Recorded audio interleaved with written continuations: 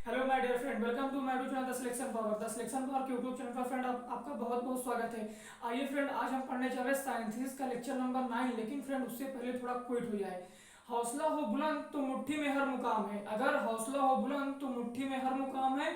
मुश्किलें और मुसीबतें तो जिंदगी में आम है। मुश्किलें और मुसीबतें तो जिंदगी में आम है। जिंदा हो तो ताकत रखो बाजुओं में तैरने की। जिंदा हो तो ताकत रखो बाजुओं में तैरने की। क्योंकि लहरों के साथ बहना तो लाशों का काम है। लहरों के साथ बहना तो लाशों का काम है। तो फ्रेंड, अगर आप जिंदा हो तो अपने बाजुओं में ताकत रखो कि आप पार करके लहरों को मतलब पार करके नदी के उस पार चले जाएं। क्योंकि लहरों के साथ बहना तो फ्रेंड लाशों का काम है। उसके लिए फिर इसी की बात आइए हम पढ़ने चल रहे हैं साइंसिस का लेक्चर नंबर 9। आइए देखते हैं। हाँ हमारे फ्रेंड, आइए स्टार्ट करते हैं। देखिए, साइंसिस का ये रीजन का मतलब कारण दिखाने वाले कंजक्शन। देखिए, मुख्य कंजंक्शन, मुख्य ये मतलब C U N J U N के बाद पॉइंट लगा, इसका मतलब कंजक्शन। मुख्य कंजक्शन बिकॉज सिंस एज है। मुख्य कंजक्शन बिकॉज सिंस एज है। इनके सहयोग से एडवर्ब क्लॉज ऑफ रीजन बनाते हैं। इनके सहयोग से मतलब बिकॉज सिंस एज के सहयोग से हम एडवर्ब क्लॉज ऑफ रीजन का बनाएंगे। देखिए, ही इज वीक, वह कमजोर है। आई शैल टीच हिम। आई शैल टीच हिम, मैं उसे पढ़ाऊंगा। वह कमजोर है, मैं उसे पढ़ाऊंगा। देखिए, कारण निकल रहा कि नहीं कि मतलब वह कमजोर है। क्या कारण क्या है कि वह कमजोर है? उसका कारण क्या है कि वह कमजोर है, इसलिए मैं उसे पढ़ाऊंगा। देखिए, आई शैल टीच हिम, मैं उसे पढ़ाऊंगा। क्योंकि विकास का अर्थ यहाँ क्योंकि होगा, ठीक है। क्योंकि और सिंस का अर्थ यहाँ चूंकि होगा। क्योंकि ही इज वीक, वह कमजोर है। आई शैल टीच हिम, आई शैल टीच हिम। देखिए, कारण शो कर रहा है कि नहीं। सोइंग, ये हो गया हमारा sowing. Sowing region, sowing region, ठीक है। देखिए, ही इज वीक, वह कमजोर है। इसका कारण क्या है कि मैं उसे पढ़ाऊंगा। इसका कारण क्या है कि वह कमजोर है। आई शैल टीच हिम, मैं उसे पढ़ाऊंगा। बिकॉज, क्योंकि ही इज वीक, वह कमजोर है। That simple. अब देखिए, कंडीशन 4 देखिए, शर्त नंबर 4 क्या कहता है। देखिए, कंडीशन दिखाने वाले देखिए एडवर्ब क्लॉज देखिए, मुख्य conjunction if unless in case. If यदि अनलेस जब तक, इन केस, ठीक है। इन केस है, इसका मुख्य कंजक्शन क्या है कंडीशन का? इफ अनलेस इन केस है। इनका यूज करके साइंथिसिस बनाते हैं। इनका उपयोग करके फ्रेंड हम साइंथिसिस बनाएंगे। साइंथिसिस, ठीक है। देखिए, do not work too much, ज्यादा काम मत करो। Do not work too much, ज्यादा काम मत करो। You will loss your health, तुम अपना सेहत बिगाड़ लोगे। तुम अपना सेहत बिगाड़ लोगे। You will loss your health, तुम ज्यादा काम मत करो वरना तुम अपना सेहत बिगाड़ लोगे। तो यार इसका मतलब यदि से अनलेस जब मतलब जब से निकल रहा है। देखिए, इफ यदि यू वर्क टू मच, यदि तुम ज्यादा काम करोगे, यदि तुम ज्यादा काम करते हो, ठीक है। If you work too much, यदि तुम ज्यादा काम करते हो, you will loss your health, तुम अपना सेहत बिगाड़ लोगे। ये शोइंग कंडीशन, सर दिखा रहा कि नहीं? सिंपल सी बात है यार, सर दिखा रहा, सर इसमें दिखा रहा। If you work too much, यदि तुम ज्यादा काम करते हो, यदि तुम ज्यादा काम करते हो, you will loss your health, तुम अपना सेहत बिगाड़ लोगे। अब बोलोगे सर यहाँ यू कहाँ से आया? आगे बताते हैं सर यहाँ यू कहाँ से आया। इफ के साथ हम यार इफ वर्क टू मच तो लिख नहीं सकते। यू हमारा ये है, यू हमारा ये है, तो इसके लिए यार इसमें इसमें किसकी बात हो रही है? इसमें तुम्हारी बात हो रही है ना। मतलब इसमें फर्स्ट वाक्य में जिसकी बात हो रही है, सेकंड वाक्य में से उसी की बात हो रही है कि तुम ज्यादा काम मत करो वरना तुम अपनी सेहत बिगाड़ लोगे। तुम ज्यादा काम मत करो वरना तुम अपनी सेहत बिगाड़ लोगे। तो पहले वाक्य में जिसकी बात हो रही है, सेकंड वाक्य में भी तो उसी की बात हो रही है ना। इसीलिए इसका वाक्य यहाँ लिख दिए, मतलब इसका कर्ता यहाँ लिख दिए, तो कोई प्रॉब्लम थोड़ा ना है, कोई प्रॉब्लम अपने को थोड़ी ना है, ठीक है। देखिए, if you work too much, यदि तुम ज्यादा काम करते हो, you will loss your health, तुम अपना सेहत बिगाड़ लोगे। सोइंग कंडीशन, ये देखिए सोइंग कंडीशन, सोइंग कंडीशन लिखा, ठीक है। सोइंग कंडीशन नीचे लिखा, मतलब ये हमारा क्या कर रहा है? ये हमारा शर्त को प्रदर्शित कर रहा, शर्त को शो कर रहा, शर्त को दिखा रहा है। आइए फ्रेंड आते हैं 5 में। हाँ माय डियर फ्रेंड, जो हम बोले थे पांच, पांच का मतलब कंपेरिजन, मतलब ये हमारा 9 है ना। लेकिन हम थोड़ी सॉरी यार, थोड़ा मिस्टेक हो गई थी। मिस्टेक यार ये हो गई थी कि हम कंट्रास्ट अंतर विरोध को मतलब जो हमारा कंट्रास्ट होता है उसको लिखाना हम उसमें भूल गए थे। तो आप यहाँ पढ़ लीजिएगा, कोई प्रॉब्लम नहीं होगी, नोट्स में नोट डाउन कर लीजिएगा, ठीक है। आइए देखिए, कंपेरिजन, कंपेरिजन मतलब तुलना। कंपेरिजन का मतलब क्या होता है? किसी चीज, किसी एक के साथ दूसरे के साथ तुलना, मतलब किसी एक चीज की दूसरे चीज के साथ तुलना। जैसे वह अच्छा है तो तुलना करेंगे कि ना, वह अच्छा है, वह भी अच्छा है, तो तुलना होगा कि नहीं? मतलब उसके साथ उसकी तुलना की जा रही, कंपेयर किया जा रहा है, उसको कंपेयर किया जा रहा है। देखिए, आइए अभी सब क्लियर हो जाएगा। देखिए, इसका मेन कंजक्शन, इसका मुख्य कंजक्शन देन, सो, एज है, सो एज। देखिए फिर से सुनिएगा, इसका मुख्य कंजक्शन देन, सो, एज है, सो एज है, देन, सो, एज है, सो एज है, ठीक है। इसे हम इनसे हम ये मतलब इनसे हमें हम वाक्य बनाते हैं, ये हमें हम होगा, इनसे हम वाक्य बनाते हैं, ठीक है। देन, सो एज और एज एज। देखिए रीता इज ब्यूटीफुल, रीता सुंदर है। सरला इज इक्वली ब्यूटीफुल, सरला भी उसके बराबर सुंदर है। कंपेयर हो रहा है कि नहीं, कंपेयर, पहले ये देखिए ये हमारा कंपेयर शो कर रहा है कि नहीं, ये हमारा शोइंग कंपेयर वाक्य है कि नहीं, ये हमारा कंपेयर शो कर रहा है कि नहीं। देखिए फिर से देखिए, रीता इज ब्यूटीफुल, रीता सुंदर है। सरला इज इक्वली ब्यूटीफुल, सरला भी मतलब रीता के जैसी जितनी ही सुंदर है, मतलब उसके बराबर ही है। देखिए फिर देखिए, इसको हम जब चेंज करेंगे, जब इसको हम चेंज करेंगे, किसमें चेंज करेंगे, इसको हम चेंज करेंगे पीवी में, मतलब पीडी में। पीडी मतलब पॉजिटिव डिग्री। आपको डिग्री नहीं पढ़े होंगे, जो जो मतलब डिग्री नहीं पढ़े होंगे कोई दिक्कत नहीं है, डिग्री तो अभी हम पढ़ाएंगे आगे, ठीक है। देखिए पहले हम यहाँ से उठाएंगे सरला से, ठीक है, इसको इसके सब्जेक्ट को यहाँ लिखेंगे, ऐसे समझ लीजिए जब डिग्री पढ़ाएंगे तो पूरा विजुअल दिखा के पढ़ाएंगे। देखिए पहले इसको हम लिखेंगे सरला, मतलब सेकंड वाक्य के सब्जेक्ट को पहले लिखेंगे, सरला इज एज। देखिए एज एज में जोड़ेंगे, इसको हम एज एज में जोड़ेंगे, एज एज में जोड़ेंगे तो नेगेटिव भाव नहीं होगा, अगर हम सो एज में जोड़ेंगे तो नेगेटिव भाव होगा, इसलिए हम इसे एज एज में जोड़ेंगे, ठीक है। अगर नेगेटिव भाव नहीं होना चाहिए तो वाक्य को हम एज एज से जोड़ते हैं पीडी मतलब पॉजिटिव डिग्री में, अगर नेगेटिव पॉइंट चाहिए तो वाक्य को हम सो एज में जोड़ेंगे। देखिए सेकंड, देखिए सेकंड वाक्य के कर्ता को पहले लिखते हैं, फिर से सुनिए, सेकंड वाक्य के कर्ता को पहले लिखते हैं, Sarla is as beautiful as Rita, मतलब जितना की उतना।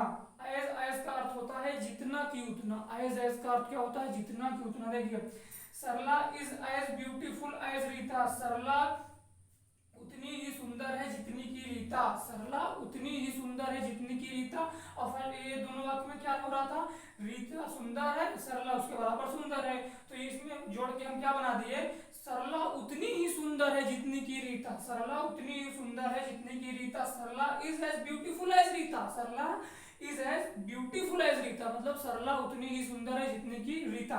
आइए फिर देखते हैं कॉन्ट्रास्ट, इसको हम नहीं लिखा थे, ठीक है, ये हम नहीं लिखा थे, अभी देखे तो यार इससे क्वेश्चन आता है, ठीक है, तो इसके बोले लिखाना इंपॉर्टेंट हो गया। फिर ये हमारा विरोध प्रकट करेगा, ये हमारा क्या प्रकट करेगा, विरोध प्रकट करेगा। इसके मुख्य कंजक्शन आल दो और दो है, ठीक है, आल दो और दो है। इवन इफ भी होता है लेकिन बहुत रेयर केस में यार, इवन इफ भी होता है, लिख लीजिए अगर आपको लिखना होगा तो, इवन और इफ, ये लिखा है इवन इफ, इवन इफ, ठीक है, इवन इफ होता है लेकिन रेयर केस में आल दो का ज्यादा प्रयोग होता है, आल दो और दो का उपयोग ज्यादा होता है। देखिए ही इज पुअर, वह गरीब है, ही इज द ऑनेस्ट, वह ईमानदार है। देखिए आल दो का अर्थ होता है यद्यपि, यद्यपि ही इज पुअर, यद्यपि वह गरीब है लेकिन वह क्या है, ईमानदार है, वह गरीब होते हुए भी ईमानदार है, वह गरीब, लेकिन जैसे गरीब होते हैं और कई कई गरीब होते हैं, अगर किसी का चीज कुछ पा गए तो वो चुरा लेंगे, लेकिन वो ऐसा नहीं है, वह गरीब है। देखिए यद्यपि ही इज पुअर, वह गरीब है, ही इज ऑनेस्ट, लेकिन वह ईमानदार है, वह गरीब होते हुए भी ईमानदार है, वह गरीब होते हुए भी ईमानदार। ये हमारा पांच, ये हमारा सॉरी 6 कंटेस्ट कंट्रास्ट तक हमारा, कंट्रास्ट का अर्थ होता है मतलब हिंदी में अंतर या विरोध, विरोध प्रकट कर रहा है कि नहीं, वह गरीब है लेकिन ईमानदार है, गरीब है लेकिन ईमानदार है, शोइंग कंट्रास्ट, ये हमारा होगा शोइंग कंट्रास्ट, एससी मतलब शोइंग कंट्रास्ट, ये कंट्रास्ट शो कर रहा है, ये अंतर शो कर रहा है। आइए फिर आते हैं 7, 8, 9 में 3 बजाय पसंद। हाँ हमारे फ्रेंड, उसमें हम बात किए थे 7वें नंबर का, 7वें मतलब रिजल्ट, मतलब परिणाम। देखिए ये रिजल्ट है, 7वां नंबर क्या है हमारा, रिजल्ट, परिणाम। देखिए परिणाम से हम एडवर्ब क्लॉज का प्रयोग करके साइंथिसिस कैसे बनाते हैं, साइंथिसिस कैसे बनाते हैं, ठीक है। देखिए मेन कंजक्शन, मेन कंजक्शन पहले क्लास में सो तथा दूसरे में दैट। देखिए फिर से, मेन क्लास पहले वाक्य में सो तथा दूसरे में दैट है, ठीक है। मेन क्लास क्या है, पहले वाक्य में सो दूसरे वाक्य में दैट है, सिंपल। इनसे हम एडवर्ब क्लॉज से साइंथिसिस बनाएंगे, इनसे हम एडवर्ब क्लॉज का प्रयोग करके हम क्या करेंगे, साइंथिसिस बनाएंगे, साइंथिसिस। देखिए he was very poor, he was, ये हमारा पुअर है, ठीक है, ही वॉज वेरी पुअर, वह बहुत गरीब था, he could not buy this book, मतलब वह किताब नहीं खरीद सकता था, वह इतना गरीब था कि किताब नहीं खरीद सकता। देखिए he was so poor, he was very को हम सो में चेंज कर देंगे अगर रिजल्ट का बोध होगा, अगर रिजल्ट वाक्य में प्रदर्शित कर रहा सॉरी, अगर वाक्य में रिजल्ट प्रदर्शित कर रहा है, यहाँ वेरी है, वेरी को हम सो में प्रदर्शित करेंगे, वेरी को हम सो में चेंज करेंगे, ठीक है, वेरी को हम सो में चेंज कर देंगे। ही वाज सो पुअर, अब देखिए फुल स्टॉप, इसको जोड़ने के लिए कंजक्शन दैट का प्रयोग करेंगे, इसको जोड़ने के लिए कंजक्शन दैट का प्रयोग करेंगे। He could not buy this book, वह देखिए वह गरीब था इसलिए वह किताब नहीं खरीद सकता था, इसलिए अगर भाषो मतलब इसलिए और दैट मतलब कि वह गरीब था इसलिए कि वह किताब नहीं खरीद सकता था। देखिए वाक्य बना कि नहीं, रिजल्ट मतलब वह हमारा प्रदर्शित कर रहा है कि नहीं, हमें ये देखना है। हमें जैसे एग्जाम में ये वाक्य आ जाए, सपोज दैट ये वाक्य आ गया, तो आपको पहले ये देखना है वाक्य यार हमारा किससे जुड़ेगा, ठीक है। तो आप पहले तुरंत देखेंगे ये वाक्य हमारा रिजल्ट प्रदर्शित कर रहा है, अगर रिजल्ट प्रदर्शित कर रहा है भैया तो हम सो दैट से जोड़ देंगे, दैट सिंपल, इसमें कोई गलत बात है ही नहीं यार। अब देखिए पर्पस, पर्पस मतलब होता है उद्देश्य, आप सबका भी उद्देश्य होगा, एम बी से बोलते हैं यार, ठीक है।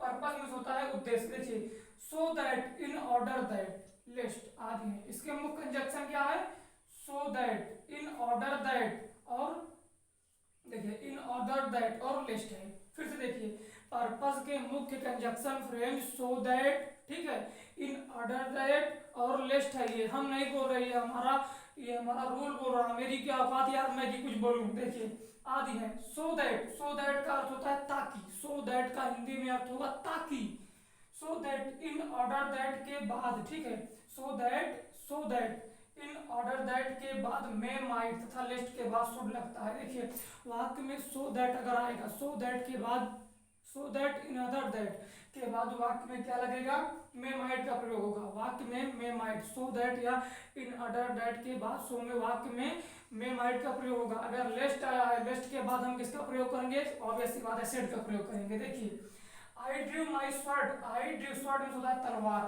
I drew my sword. I wanted to defend myself. I wanted to defend myself. देखिए I drew my sword so that I drew my sword.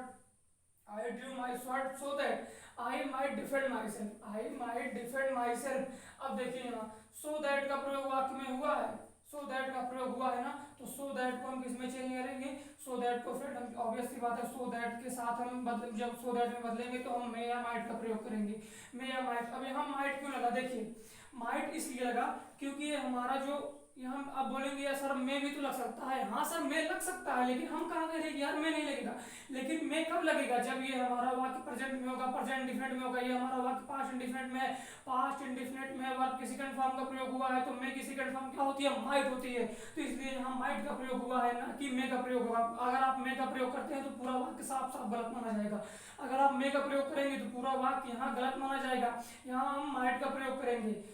सो देखिए I drew my sword so that I might defend my self, I might defend my self. देखिए फिर से देखिए I might defend my self, देखिए ठीक है। तो आइए फ्रेंड आते हैं हम 9वें नंबर में, ठीक है। हाँ फ्रेंड ये लास्ट है हमारा मैनर, लास्ट है हमारा मैनर, इसके बाद हमारा एडवर्ब क्लॉज खत्म और साइंथिसिस पूरा रूल खत्म था, साइंथिसिस का पूरा रूल खत्म। इस वीडियो में जो वीडियो नहीं देखा होगा यार, अगर स्किप करके देखोगे तो आपको एक पॉइंट भी सबक नहीं आएगा, इसकी गारंटी हम नहीं ले सकते, ठीक है। अगर आप वीडियो को बैक टू बैक मतलब लगातार देखते हो तो इजीली समझ में आ जाएगा, ऐसी कोई बात है ही नहीं कि जो समझ में ना आए।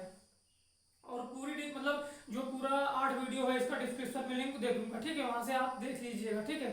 तो आइए फ्रेंड नवा स्टार्ट करते हैं। मरना ढंग ढंग प्रदर्शित करने वाले देखिए एडवर्ब क्लॉज, देखिए एज, सो फॉर एज, ये हमारा सो, ये फॉर, ये फॉर, ये एज सो फॉर एज, इनके यूज से हम सिंथेसाइज करेंगे वाक्य को।